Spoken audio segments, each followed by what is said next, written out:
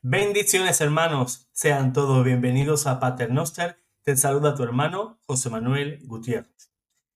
A continuación vamos a ver un video que no tiene desperdicio. Valdría su peso en oro. Un pastor evangélico diciendo unas verdades como puños. Y yo sé que muchos protestantes que van a venir luego a comentar van a decir que ese señor no es pastor. Ya de antemano, pues digo su nombre. El pastor se llama Miguel Ángel Ortiz. Y si esos hermanos protestantes tienen dudas, pueden buscar incluso sus videos en YouTube. Colocan su nombre, Miguel Ángel Ortiz, pastor evangélico, y ahí les aparece, porque ellos creen y juzgan por su propia condición, ¿no? Y piensan que aquí estamos para contar mentiras, tralalá. Pues no, aquí estamos para contar verdades. Vamos a compartir pantalla. Un segundo. Aquí lo tenemos. Este señor, como he dicho, se llama Miguel Ángel Ortiz y va a dar unas declaraciones que no tienen desperdicio. Es más, no creo que haya muchos protestantes tan sinceros, o al menos con la sinceridad que va a mostrar ahora. Vamos a ver las declaraciones que él va a ir diciendo y verás y te sorprenderás si eres evangélico, porque todo lo que dice aquí es cierto. Les afirmo, yo soy pastor evangélico. Quizás la afirmación que haga no sea agradable para mis hermanos evangélicos, pero yo como pastor evangélico y como amante de la historia, quiero decirles algo muy importante. Nosotros como evangélicos no existíamos antes de la llegada de Martín Lutero. Ajá, la primera verdad, y una verdad como una catedral de grande, que los protestantes, que los evangélicos no existían antes de Martín Lutero. Muchos se empeñan incluso de decir, por ejemplo, que San Ignacio de Antioquía era evangélico, San Ireneo de León era evangélico, incluso llegan a decir que que los apóstoles eran pastores evangélicos. Locuras tras locuras, cuando no hay una línea histórica en la que puedan demostrar tal cosa. Eso no existe. Y este señor, Miguel Ángel Ortiz, me quito el sombrero delante de él porque ha dicho una verdad tremenda. Pero una cuestión que a mí me gustaría saber, y si algún hermano protestante o católico incluso me puede responder. A ver, si me doy cuenta de que yo soy evangélico y que mi iglesia evangélica o la primera iglesia evangélica data del año 1517, o sea, no llega hasta el primer siglo donde Cristo funda su iglesia. Entonces, ¿qué sentido tiene que yo siga siendo evangélico? Yo descubro que mi iglesia y todas las iglesias protestantes no tienen una línea de sucesión como sí tiene la Iglesia Católica, y que esas iglesias evangélicas no tuvieran presencia ni en el primer siglo, ni en el cuarto, ni en el octavo, ni en el décimo, ni en el siglo XII, ni en el XIV. Simplemente no existían.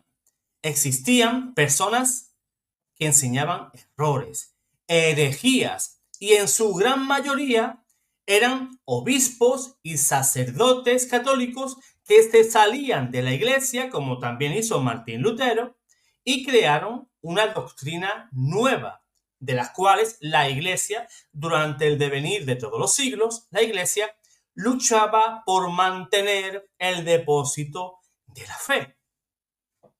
Por ejemplo, Pelagio, Nestorio, Arrio, todos esos grandes herejes, en un principio eran sacerdotes y obispos, y la iglesia los tuvo que excomulgar porque ponían en peligro la fe cristiana. Luego sí, hicieron sus grupitos aparte, pero ya no pertenecían a la iglesia católica. Por eso es muy importante Es muy importante, como católico, saber que nuestra iglesia viene desde Cristo. Esto es real. No existía ninguna denominación más que la Iglesia Católica. No existía el mormonismo, los testigos de Jehová, los adventistas no existían los bautistas, los luteranos, peor el pentecostalismo, ya que eso surgió en el siglo XIX. Las denominaciones que estoy mencionando, la mayoría de ellos surgieron en el siglo XVIII y siglo XIX.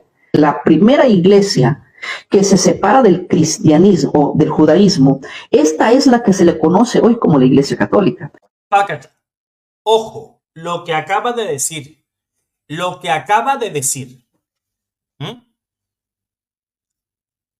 En otras palabras, está diciendo que la Iglesia Católica es la iglesia que viene desde los apóstoles. ¿Qué ha dicho el pastor? Que la única religión cristiana, que la única iglesia cristiana que se separó del judaísmo fue la Iglesia Católica.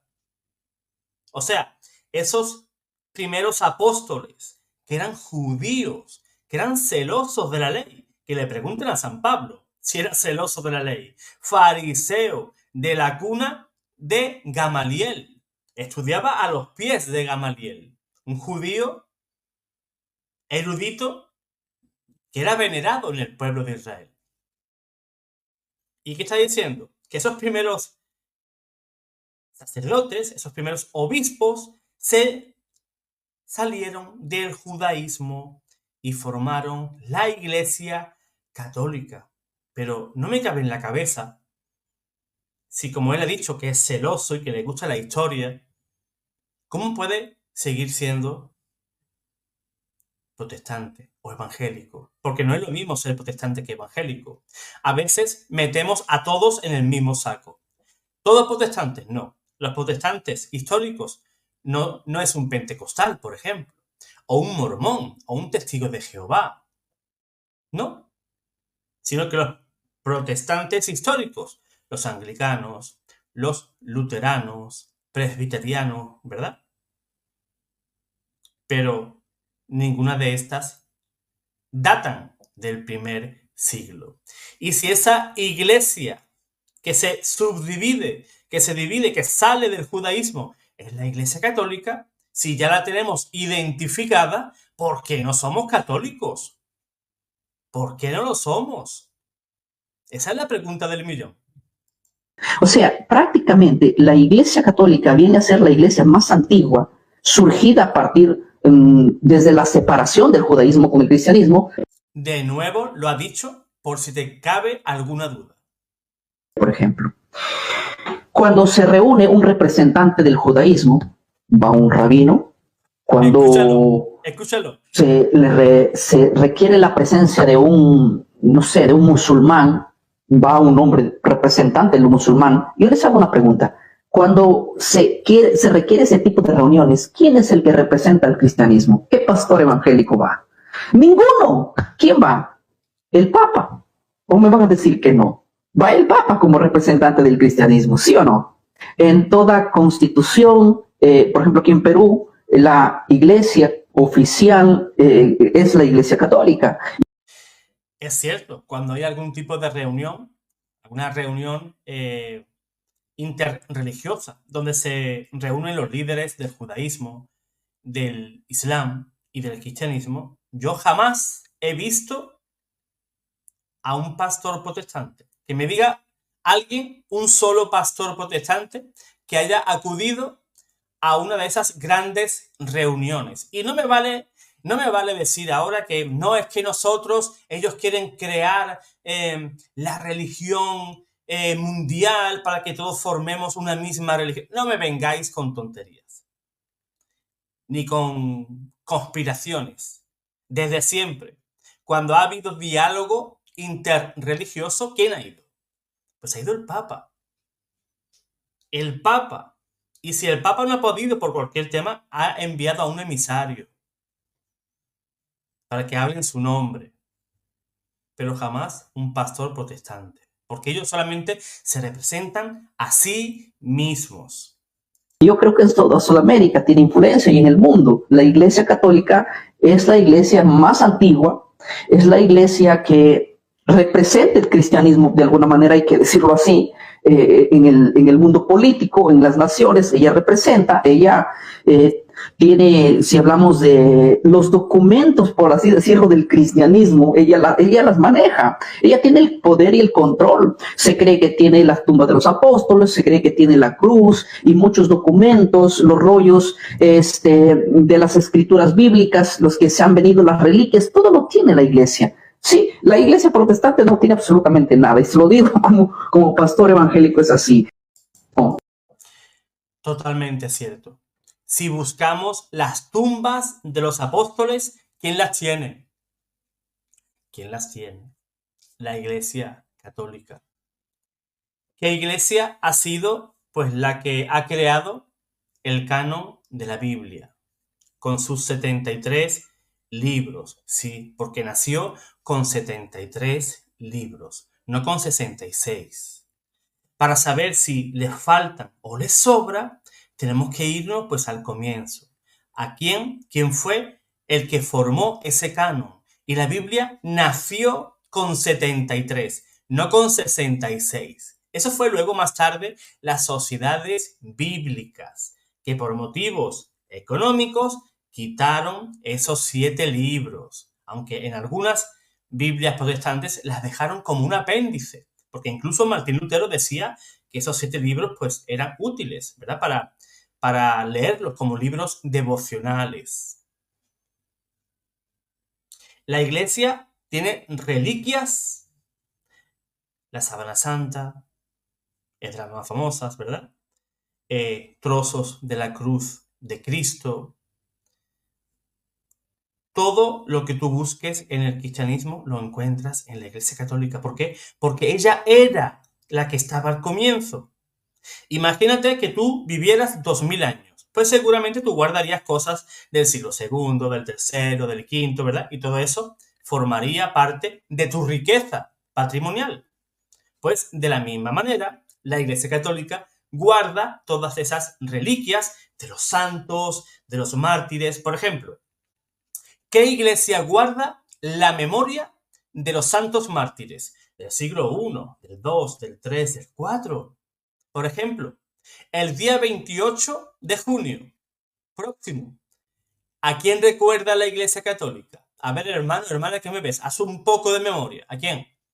¿A quién recordamos? El día 28 de junio.